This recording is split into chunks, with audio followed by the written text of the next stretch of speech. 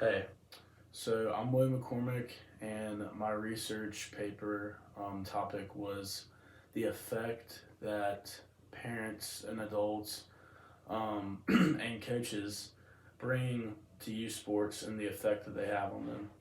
So, um, this topic is really important to me because it's always been something I've always been aware of. At a young age, I had negative coaches and I witnessed negative adults across youth sports just growing up. And to this day, I still remember parents and coaches that made a big impact on me, some positive and some negative. So I think that it's a issue as far as the negative adults go. I think it's an issue that should be talked about more, and that's what I want to talk about. So, I wanted to show this video. It's kind of funny, but it's kind of not. It's not long, but Pee-wee football for 8 to 10-year-olds. And for the most part, the parents on the Jupiter side of the field, while boisterous, were under control. But on the other side of the field, Then you need to stay with me and act like you want to play this game. No, you're not. No, you're not. You're moping around, going, how come I'm not getting to play? this is the visit from literally just a short snippet of a little news clip. But the reason I show that is because it's something that literally reminds me of my childhood because I witnessed, I literally witnessed that. I'd play football and I had overbearing dads that were coaches, and it took a toll on me. It took a toll on my friends, and it kind of ruined the game. But then I also had really positive coaches, like it showed on the other side of the field, that made it fun. And so I just wanted to show what it was like, kind of, because I thought that video was kind of similar to my childhood.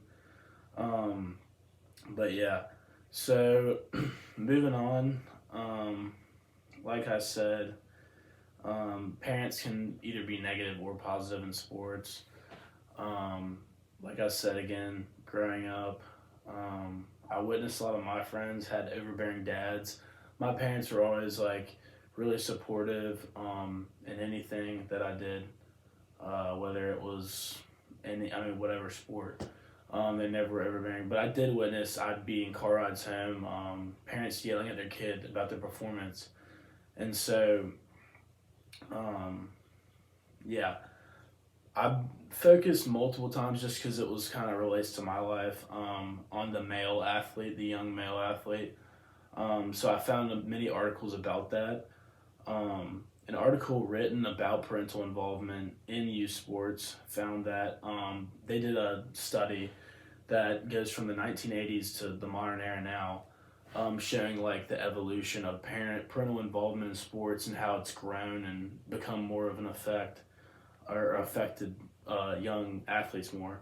So this states that male athletes reported significantly more neglect by mothers and fathers, more rejection by mothers, and more demands from their fathers compared to female athletes.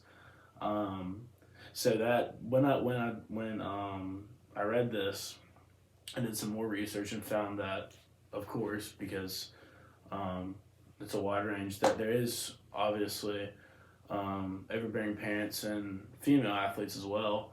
It's not just males, but this study showed that I think the key part of the study is that it showed that parents do show neglect to their young child in sports. And I think that should be an issue because, or that's a really big issue that we should talk about when talking about our children in the future. Because for a parent to neglect their child for not performing or embarrassing their, whatever, because they're not playing well, um, is a big problem and should be talked about much more. So I also found a more specific. I was a soccer player, and I found that there was a study that he did on young male soccer players around the ages of like I think it was lower school and middle school around those ages. And so they had a survey for the kids, and they asked questions like, before a contest, your parents tell you how to do your competition, you know, like giving them pointers and just kind of like overbearing, almost living through them. And so the results showed that children prefer less parental involvement than more in their athletics. This makes perfect sense. I know, me personally, I never had a problem with my parents being around, but I think parents in general can ruin the sport, because when I played sports as a kid and stuff, I really was just playing, one, for the fun of it, and also because I loved my teammates and, you know, getting to interact with other people and sharing a common interest with people my age. And I feel like nowadays parents make it all about them. So yeah. Moving on, I wanted to talk about coaches for a little bit. So many fathers like to be coaches. At least that's how it was as I was growing up. I had a lot of moms coach me in basketball. I had a lot of dads coach me throughout football, baseball, soccer, all that.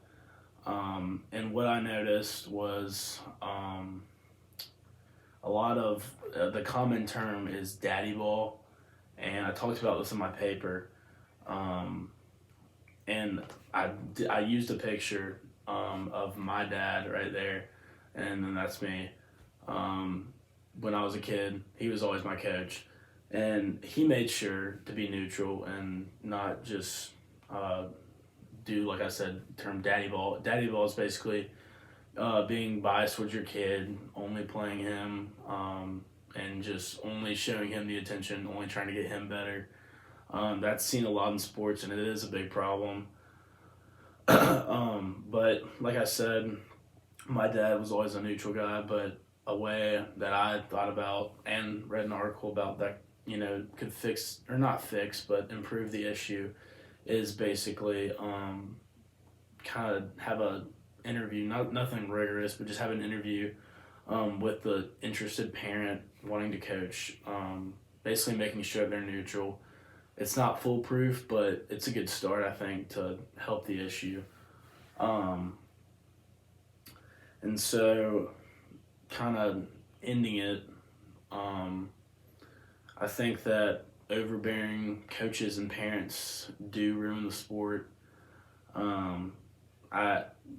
From the studies I read and in my paper, I found that less parental involvement, obviously, is best for the young athlete, and that I think this issue should be talked about more. Thank you.